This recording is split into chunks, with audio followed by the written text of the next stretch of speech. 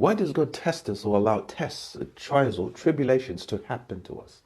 First of all, let me start by stating the fact that the examiner, that's the assessor, the appraiser, is never the beneficiary of the outcome of the test. You and I benefit or don't from the outcome of the trial.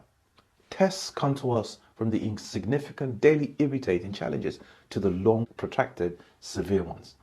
In Psalm 139, David makes this statement: Lord, you know everything there is to know about me. You perceive my every moment of my heart, and you understand my every thought, even before it enters my mind. You're so intimately aware of me, Lord. You read my heart like an open book, and you know all the words I'm about to speak before I even start a sentence. God knows you in and out. The test, the trial doesn't benefit him.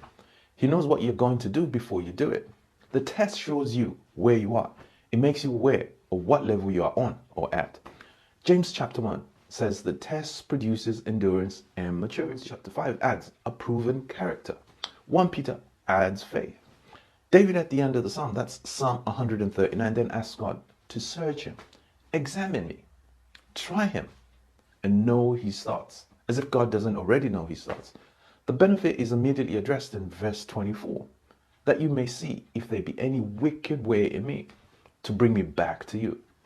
The whole purpose is to root out wickedness in us.